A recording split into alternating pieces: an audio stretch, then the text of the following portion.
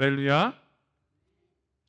이게 비가 장마가 이제 6월 좀 중순 말부터 이렇게 비가 뿌리더니 비가 안 오는 날은 이제 엄청 더워졌습니다. 그죠? 여러분들 야외 활동을 혹시라도 하신다면 또 건강 잘 지키시고 안전하게 또 외출하시기를 주님의 이름으로 부탁을 드립니다. 우리가 지난 시간에 여러분 기억하시나요? 요 앞절 우리가 마가복음을 계속해서 나가고 있는데 21절부터 지난주에 28절까지 말씀을 나눴어요. 예수님이 사역하실 때 가장 먼저 마가복음을 기준으로 했을 때 가장 먼저 들어간 마을의 이름 혹시 기억나시나요? 가장 먼저 들어갔던 마을 이름 21절에 보면 가버나움이라고 나와요. 가버나움. 여러분 가버나움의 뜻이 위로의 동네라고 했잖아요. 위로의 동네. 예수님이 이 땅 가운데 오셔서 가장 먼저 가버나움에서 사역하셨다는 것은 말 그대로 이제 오셔서 이 땅 가운데 있는 백성들을 어떻게 하시겠다는 의미일까요? 위로하시겠다라는 의미예요. 여러분 이사야 40장 1절에 보면 이런 말씀이 있어요. 같이 읽어볼게요. 앞에 시작. 너희의 하나님이 이르시되 너희는 위로하라 내 백성을 위로하라. 아멘. 여러분 이게 이사야를 통해서 예언하신 말씀인데 이거를 나중에 누가 이 예언을 성취하고 계시냐면 복음서의 예수 그리스도를 통해서 하나님의 백성들을 위로하시기 시작하는 거예요. 그 말씀은 뭐냐? 이제 예수님이 하신 그 일들을 이제 누구에게도 맡기셨다는 걸까요? 저와 여러분에게도 이 일을 맡기신 줄로 믿습니다. 이 일을 우리가 삶 가운데서 많이 할 수 있도록 하나님께 또 능력을 구하시기를 주님의 이름으로 축복합니다. 그런 의미에서 오늘 본문도요 굉장히 중요한 의미를 담고 있습니다. 우리 먼저 29절을 다시 한번 읽어볼게요. 시작. 회당에서 나와 곧 야고보와 요한과 함께 시몬과 안드레의 집에 들어가시니. 아멘. 여러분 앞 시간에 저희가 예수님이 어디에서 사역을 먼저 시작을 하셨냐면 회당이라는 곳에서, 지금으로 얘기하면 교회죠. 회당에서 사역을 시작하셨어요. 거기서 말씀도 전하시고 또 귀신 들린 자를 거기서 쫓아내는 사역도 감당을 하셨거든요. 그런데 29절에서 저희가 눈여겨봐야 되는 것은 뭐냐면 이제 이 예수님이 회당에서만 사역하신 것이 아니라 어디로 가고 계시느냐? 바로 시몬과 안드레의 집에 들어가시는 거예요. 여러분 시몬이 누구냐면 베드로죠. 베드로가 시몬의 이름이 베드로로 바뀐 거니까 베드로와 안드레의 집에 들어가셨다라는 거예요. 이거는 누군가의 집에 예수님이 찾아가셨다라는 것을 말합니다. 여러분 예전에 유대 사회, 이 당시 예수님이 사역하셨던 이 당시 시대 그 배경을 보면 유대인들은 대부분 어떻게 신앙생활을 했냐면 성전을 중심으로 그리고 회당을 중심으로 해서 그 정해진 시간에 나아가 예배를 드리고 하나님을 찾아갔다는 거예요. 그리고 하나님을 만나는 장소는 그들의 생각에 어디서 하나님을 만날 수 있다고 생각했냐면 성전에 가서야 거기에 하나님이 계시다고 생각했고 또 회당에 가서야 하나님의 말씀을 들을 수 있다라고 그들은 생각을 했습니다. 그런데 오늘 여기 예수님의 모습을 보니까 회당뿐만 아니라 지금 예수님이 어디에 가셨다고 말씀하셨죠? 집으로 찾아가셨다고 말씀하는 거예요. 이 얘기는 뭐냐면 하나님이요 회당, 지금으로 얘기하면 우리가 예배드리는 이 공간 성전에만 하나님이 계신 게 아니라 어디까지 예수님이 관심을 가지고 찾아가고 계시다고요? 여러분들의 각 가정에 하나님이 찾아가고 계시다라는 것을 말씀하고 있는 것입니다. 또한 하나님이 어디까지 관심을 갖고 계시냐면 이 예배당에 와서 예배드리는 여러분들만 관심을 가지고 계신 게 아니라 여러분들의 가정 깊은 곳까지 하나님이 관심을 갖고 계시다는 거예요.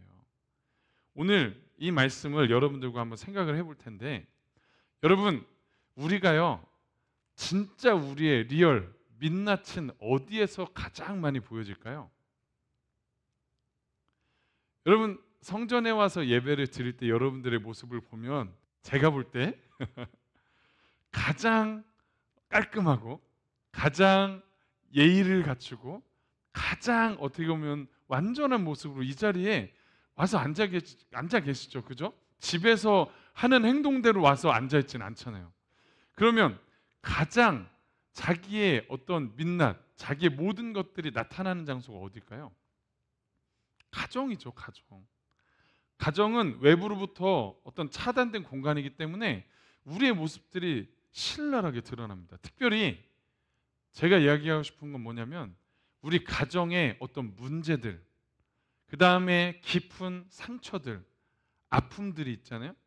근데 가정에 있는 이런 아픔들과 상처들은요, 꽁꽁 숨겨놓고요, 밖으로 잘 얘기하지 못합니다. 그래서 교회 다니는 우리 성도님들 이렇게 보고 있으면 진짜 예배드리러 온 분들의 모습만 이렇게 보면 아무 문제 없어 보이거든요. 진짜 평안한 것 같고 잘 지내시는 것 같고 완벽하신 것 같은데 상당수 굉장히 많은 분들이요, 가정에 문제들이 많고 어려움들이 많고 아픔들이 굉장히 많다라는 거예요. 여러분, 오늘 본문에도 가정 가운데 문제가 있는 모습을 오늘 보여주고 있는 거거든요. 우리 30절 다시 한 번만 읽어볼까요? 30절 같이 읽습니다. 시작. 시몬의 장모가 열병으로 누워 있는지라 사람들이 곧 그 여자에 대하여 예수께 여짜온대. 여기 보면 베드로의 장모가 열병으로 누워 계시다는 거예요. 여러분, 집안에 누군가 아프고 누군가 뭔가 문제가 있을 때 사실은 이 문제를 가지고 밖으로 잘 얘기하지 못해요. 사실 우리의 심정이. 아마 베드로도 이걸 얘기를 못했던 것 같아요. 29절에 누가 먼저 사실은 예수님하고 같이 동행하면 야고보와 요한이라고 그랬거든요. 아마 야고보, 요한이 대신해서 얘기해 주셨던 것 같아요. 그래서 베드로의 집에 갔더니 베드로의 장모가 열병으로 누워 있는 거예요. 여러분, 여기 열병이라고 했는데 성서학자들이 이 열병에 대해서 크게 두 가지로 얘기를 해요. 이게 무슨 병이냐라고 했을 때 첫 번째 관점은 막 바이러스로 인해서 열이 막 몸에서 막 엄청 고열이 일어나는 병 있잖아요. 어떤 바이러스 뭐가 있을까요? 진짜 무슨 여러 가지 질병들 있잖아요. 우리가 예전에 코로나만 걸려도 막 발열이 일어나는 것처럼 어떤 바이러스로 인해서 극심한 어떤 풍토병이나 그 질병으로 인해서 막 고열이 올라가는 병. 두 번째 관점은 뭐냐면 이거를 열이 나는 병이라고 그래서 화병이라고 얘기도 합니다. 화병. 막 무슨 문제 때문에 막 속상한 거예요. 너무. 그러니까 그냥 이렇게 화딱지 나는 거. 화딱지. 진짜 화병. 내가 이 이물 때문에 내가 너무나 화가 납니다 하면서 이 화병. 그래서 화병은 지금으로 얘기하면 어떤 현상들로 얘기가 되고 나타나냐면 뭔가 이렇게 분노 조절이 안 되는 어떤 장애로도 나타나고, 어떤 사람은 극심한 막 화가 나는데 안 되니까 막 극심한 우울증으로도 나타나고요. 그리고 또 어떤 사람은 불안장애 같은 우리의 마음의 병이 화병, 그리고 열병이 될 수 있다는 거예요. 그런데 재밌는 건 뭔지 아세요? 여러분, 우리가 겉으로 아까 얘기했듯이 질병 중에 겉으로 드러난 질병들 있잖아요. 암이라든가 어디를 다쳤다라든가 이런 어떤 질병들은 우리가 그래도 사람들한테 오픈해서 얘기를 할 수 있어요. 목사님, 제가 감기에 걸렸어요. 제가 이런 병에 걸렸어요. 제가 오늘 이런 걸로 해서 수술을 받으러 가요라고 하면서 기도해달라고 기도 요청을 해요. 그러지 않습니까? 이런 일들은 다 이렇게 오픈해가지고 얘기를 하는데 어떤 문제들을 얘기하기 힘드냐면 어떤 가정사에 어떤 심각한 사건 때문에 발생한 어떤 우리의 스트레스, 우리 화병, 아까 얘기했던 화병, 어떤 마음의 병들은 잘 얘기를 하질 못해요. 예를 들어서 그런 거 있잖아요. 제 자식이 어떤 이런 막 큰 사건을 자식들이 뭔가 큰 문제를 일으켜서 사건을 벌여가지고 제가 속 터져서 요즘에 우울증 약을 먹고 있는데 목사님 저를 위해서 기도해 주세요. 교회 와서 우울증 약을 먹는다라고 얘기하는 것 자체를 오픈하는 게 참 쉽지가 않죠.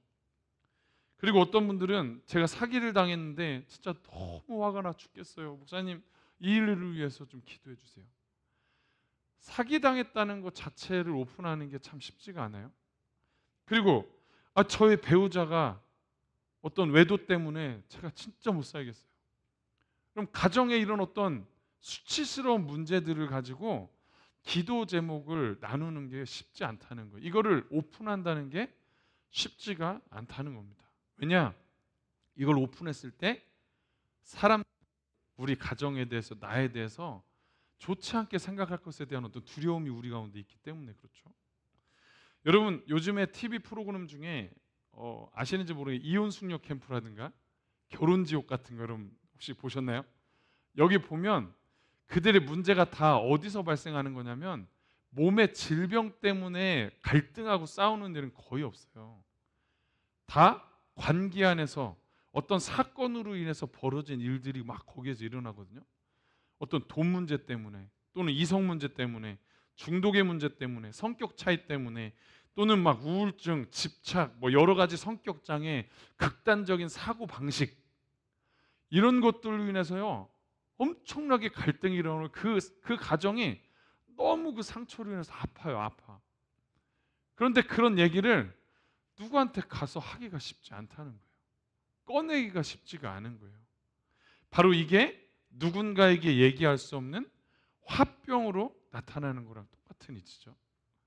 그래서 우리가 약을 먹을 수도 있고 치료를 받을 수도 있는데 그런 것들까지 접근하는 것도 사실은 이 문제를 가지고 있는 분들이 쉽지가 않다는 거예요. 근데 여러분, 이런 문제가 다른 가정의 문제냐라고 했을 때 사실은 여러분, 우리 가정을 잘 보면요 대부분의 가정 가운데 얘기하지 못하고 꺼내지 못하는 그 문제들이 정말 하나씩 이상은 다 가지고 있더라고요. 다 아파요. 다 힘들고 그것 때문에 가정이 고통을 받고 지쳐가고 또 괴로워하고 있습니다. 그런데 제가 오늘 설교 준비를 하면서 오늘 29절부터 34절까지 저희가 봤잖아요. 이 성경 말씀을 읽을 때 제가 어떤 마음이 들었냐면 하나님의 마음이 좀 느껴졌어요. 어떤 마음이냐면 그 아픔이 있는 가정 깊은 곳에 오늘 예수님이 방문하셨잖아요. 그죠? 아픈 가정 가운데 쭉 들어가셔서 그 문제를 함께 들으시고 치유해 주시는 장면을 제가 보면서 아무도 모르는 우리 가정의 그 아픔 가운데 하나님이 관심을 갖고 계시는구나.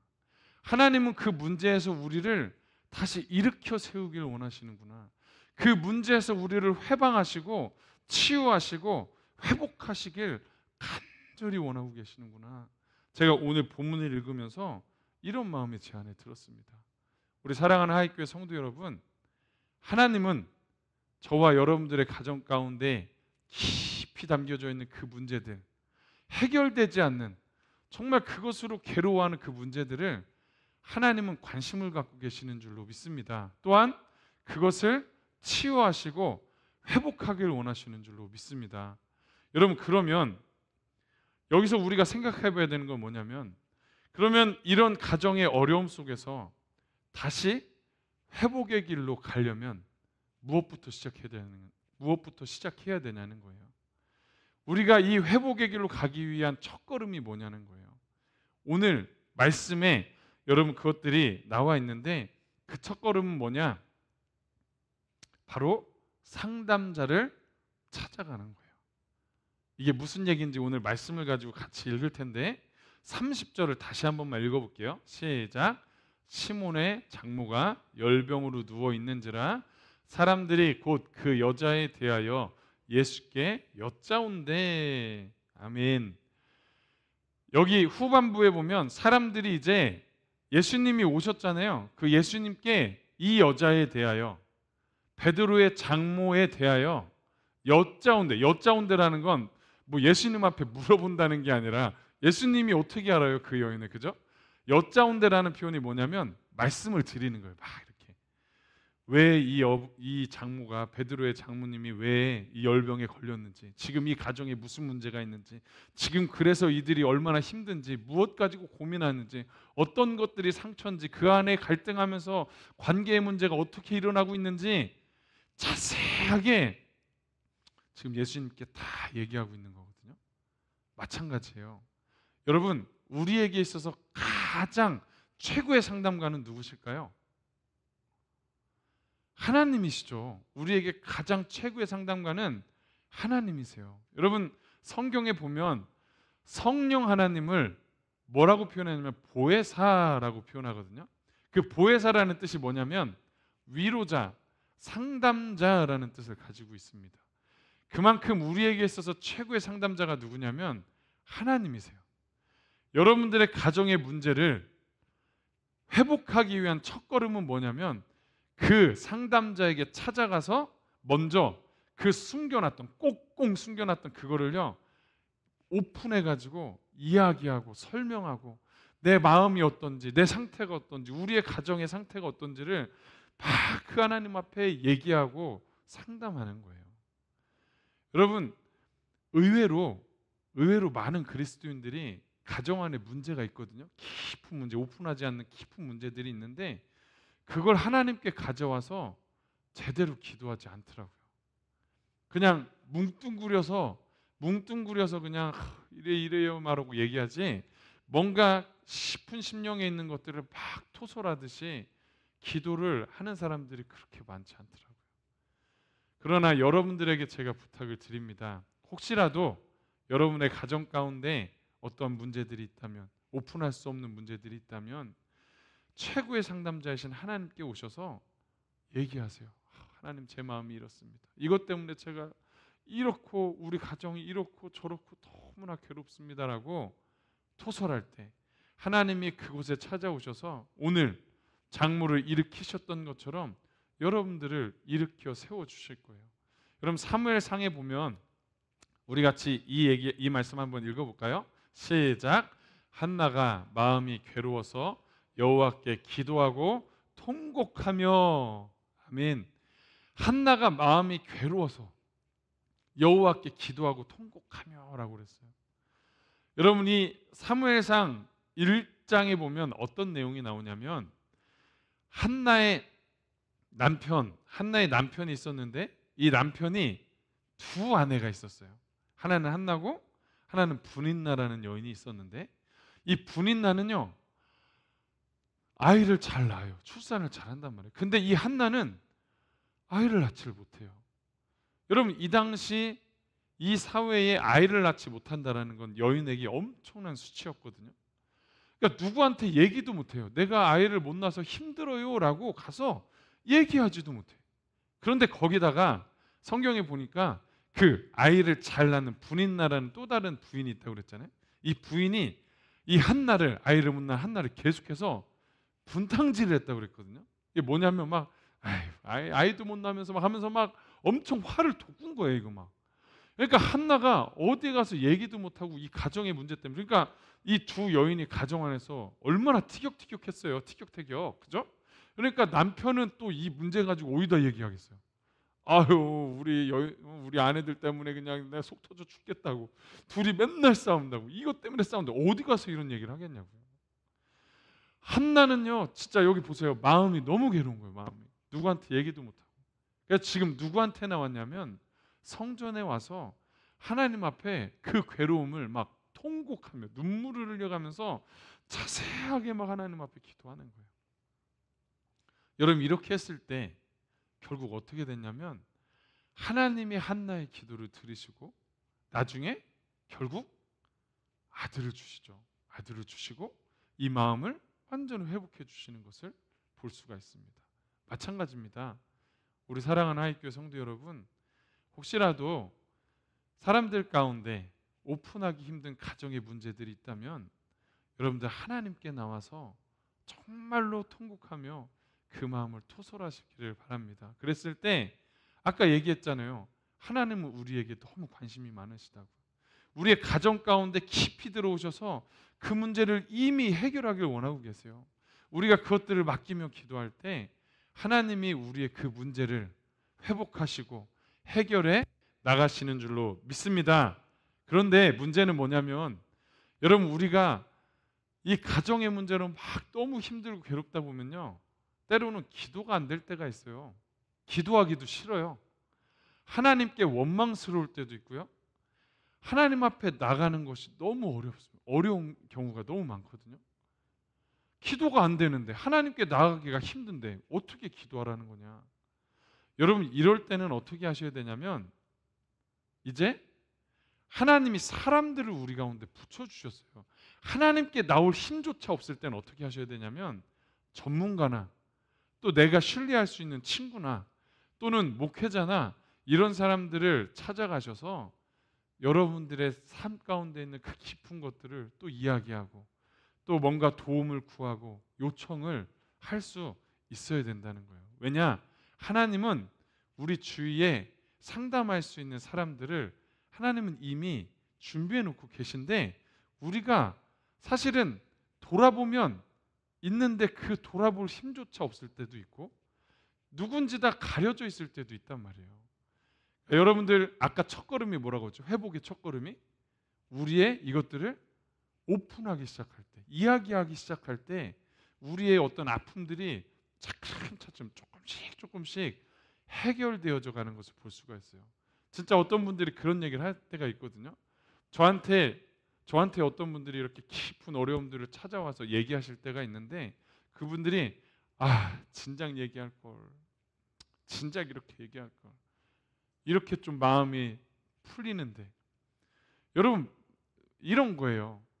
하나님 앞에도 가지만 하나님께 갈 수 있는 힘조차 없을 때는 전문가, 상담하는 상담가들이나 친구들이나 신뢰할 수 있는 분들을 찾아가야죠. 사람들에게 가서 자기의 마음들을 이야기하고 기도를 요청하고 도와달라고 할 때, 그때부터 다시 또 회복의 길이 열리게 될 수도 있다는 거예요. 우리 아이교회 성도 여러분, 이런 상담가를, 하나님이신 상담가, 또 우리의 사람들, 준비된 사람들, 이런 상담가들을 찾아가셔서 또 회복의 길로 가시기를 주님의 이름으로 부탁을 드립니다. 우리가 두 번째로 우리 오늘 본문을 통해서 나누고 싶은 말씀은 뭐냐면, 예수님이 오늘 어려운 가정에 찾아가셔서 그들을 회복시켰던 상담가였었던 것처럼 오늘 본문은 우리에게도 말씀하시는 거예요. 너희도 이렇게 가서 상담가가 되어라 라는 거예요. 그러면 어떤 분들이 그렇게 얘기하겠죠. 저는 제가 무슨 상담가예요. 그럴 만한 말주변도 없고 지식도 없고 또 제 성향상 저는 극한 아이라 어디 가서 사람들 찾아가는 것도 부끄럽고 가서 얘기하는 것도 힘들고요. 저는 그렇게 못합니다. 이렇게 얘기할 수 있잖아요, 그죠? 근데 여러분, 상담가가 되라는 게 엄청난 일을 가서 잘 이야기하고 뭐하고 이렇게 얘기하라는 게 아니라, 작은 부분이라도 우리가 할 수 있는 만큼 하라는 거거든요. 뭐냐면, 생각나는 사람들이 있으면 그냥 전화 한 통 할 수 있잖아요. 어떻게 지내냐고. 또는 카톡으로 요즘 잘 지내냐, 생각나서 전화했다, 카톡했다 이러면서 그냥 가볍게, 또는 누구한테 전화해가지고 밥 사준다 그러면 물론 부담스러워하는 사람도 있지만 밥 사준다고 밥 한번 사주고 음료수 사들고 가서 그냥 음료수만 주고 오고, 뭔가 이런 작은 어떤 베품들과 관심과 호의들을 보이다 보면 어느 순간 그 사람들이 마음 문을 열 때가 있을 수 있다는 거예요. 자기의 어떤 깊은 아픔들을 얘기하지 못하다가 그렇게 우리가 조금씩 가랑비에 빚었듯이 이렇게 하다 보면 그분들이 마음 문을 열고 이야기하고 또 같이 상의도 하고 또 기도해주고 하다 보면 그들이 또 회복의 길로 올 수가 있다는 거예요. 우리 하이교회 성도님들이 이런 좋은 상담가, 좋은 친구가 되어주시기를 주님의 이름으로 축복합니다. 그런데 여러분, 우리가 가서 만나기도 하는데, 상담가라는 게 가서 만나기도 하는데, 또 한 가지 생각해야 되는 건 뭐냐면, 우리가 다른 사람들이 찾아올 수 있도록 상담가로 준비되어질 수도 있습니다. 어떤 사람들이 힘들고 어려울 때요, 가장 먼저 누가 생각나야 되죠? 그러니까 이렇게 되려면 우리 은권 형제님, 내가 너무 힘들고 어려워, 딱 떠오르는 사람이 우리 은권 형제님. 왜냐? 가서 얘기할 수 있는 사람인 거예요. 이게 뭔가 준비되어져 있어가지고 얘기할 수 있는 사람. 여러분, 우리가 가서 상담자로서 얘기해도 하지만 사람들이 우리를 찾아올 수 있도록 상담자적 마인드를 준비하는 것도 필요합니다. 그래서 어떤 태도들이 필요할까라고 해서 제가 뭐 인터넷이나 또 관련 이런 서적들을 좀 찾아보니까요, 크게 상담자적 마인드의 덕목 5가지가 있더라고요. 한번 여러분들이 이런 마인드가 있는지 한번 같이 한번 생각을 해보세요. 상담자적 마인드 첫 번째가 뭐냐면 솔직하고 진솔한 사람이어야 된대요. 그러니까 제가 솔직하고 진솔할 때 사람들이 찾아올 수 있다는 거예요. 맨날 뭐 얘기만 하면 막 돌려서 막 이게 뭐 무슨 얘기하는지 막 진짜 알지도 못하게, 그리고 또 뭔가 앞에서는 이렇게 얘기해 놓고 뒤에서는 딴 생각하는 사람이 있다면 자기의 문제를 가지고 그 사람들한테 찾아올 수 있을까요? 못하죠. 저 사람한테 얘기했다가 이 얘기가 어디로 어떻게 퍼질지 어떻게 알아요, 그죠? 그러니까 진솔하고 솔직한 사람에게 사람들은 자기 얘기를 한다는 거예요. 두 번째, 있는 그대로 존중하고 받아들이는 태도가 우리에게 필요합니다. 어떤 사람이 자기의 속 얘기를 어렵게 꺼냈는데 그 꺼낸 얘기를 가지고요, 너는 이게 맞고 이게 틀리고 이렇게 해야 네가 지금 이 문제가 해결이 되고 막 해결책 제시하고 옳고 그름 막 제시하면, 여러분 가제도 힘들게 와서 얘기했는데 그 사람한테 가서 얘기할까요? 안 하죠. 그러니까 있는 모습 그대로 존중하고 받아들이는 태도가 필요하다. 세 번째, 그 사람 입장에서 이해하고 공감하려고 하는 노력이 있어야 된다는 거예요. 맨날 가서 막 얘기했는데 그 사람 입장에서 이해하려고 공감해야 되는데 이렇게 얘기할 때 맨날 자기 입장에서, 자기가 경험한 입장에서만 맨날 얘기해주고 이렇게 하고 뭐 저렇게 맨날 그렇게만 얘기한다면, 상대방 입장에서 공감하지 못한다면 그 더 이상 찾아올 수 없는 그런 관계가 될 수 있다는 거죠. 네 번째로, 이해하려고 주의 깊게 듣는 자세. 이거는 이제 경청이라고 하거든요. 경청. 주의 깊게, 이게 주의 깊게 경청한다는 건 무슨 자세냐면, 이 사람이 내 이야기에 관심이 있구나. 이 사람이 내 이야기를 들을 준비가 되어 있구나. 막 이 사람은 막 얘기하고 있는데 막 생각은 약간 딴 생각하는 것 같기도 하고, 뭔가 막 다른 거에 막 분주하고 집중해서 얘기 듣는 게 아니라 자꾸 막 말을 끊어가면서 자기 얘기하고, 이러면 어떤 사람이 그 사람에게 가서 얘기를 하겠어요? 경청하는 자세가 필요하다. 다섯 번째, 비판이나 평가하지 않는 태도가 있어야 한다.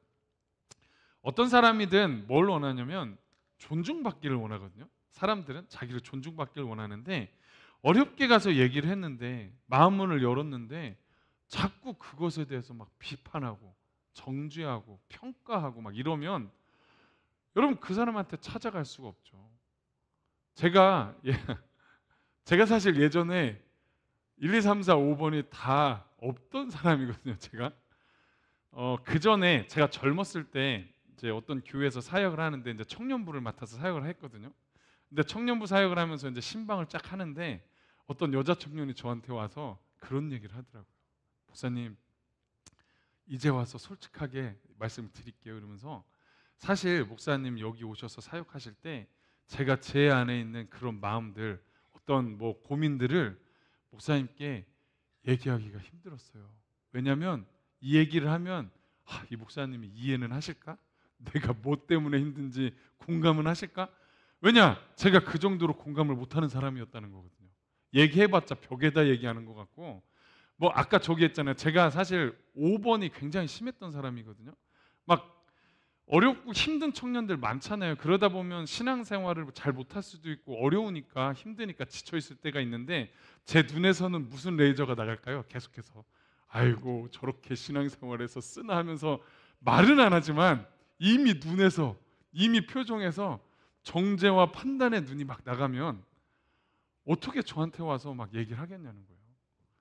제가 진짜 그랬던 사람이거든요. 그런데 그런 것들을 진짜 조금씩 깨닫고요, 훈련도 받고 또 상담 공부도 하고 여러 가지 이런 것들을 갖추기 위해서 또 많이 이렇게 연습도 하고 하면서 진짜 조금씩 바뀌면서 나중에 다른 교회에서 사역하기 시작했을 때 그래도 어떤 결과가 나타나기 시작했냐면, 그 전에 제가 아까 얘기했던 그 전에 저런 상태 사역했던 교회에서는요 지금도 한 사람도 연락이 안 오거든요. 한 사람도 연락이 안 와요. 근데 좀 훈련하고 좀 이렇게 바뀌면서 사역했던 교회들에서는 가끔씩 본인들이 힘든 성도님들이 연락을 하세요. 기도 부탁도 하시고 얘기하러 오시기도 하고 뭔가 이렇게 온단 말이에요. 왜 그럴까? 제가 생각해 보니까 상담자적 마인드가 제 안에 바뀌기 시작하니까 이게 그래도 뭔가 믿음직스러우셨던 것 같아요. 아직도 멀었지만 제가. 여러분들도 마찬가지입니다. 여러분, 우리가 예수님이 하셨던 것처럼 우리도 상담자가 되어서 가정이 어려운 사람들이 있을 때 찾아가기도 하고 또 그 사람들이 우리 가운데 찾아올 수 있도록 우리가 준비되어졌으면 좋겠습니다. 우리 하이교회 성도님들이 한번 덕목들도 한번 생각해 보시고 나는 어떤 것이 부족한가 있으면 그런 것들을 좀 준비하시면서 정말 많은 사람들에게, 주위에 있는 사람들에게 위로자가 되고 상담자가 되어주시기를 주님의 이름으로 간절히 축복합니다. 오늘 말씀 기억하시면서 하나님이 상담자시고 또 우리가 상담자가 되어질 수 있는 그런 은혜를 우리에게 부어주십시오라고 우리 같이 찬양하고 기도하도록 하겠습니다.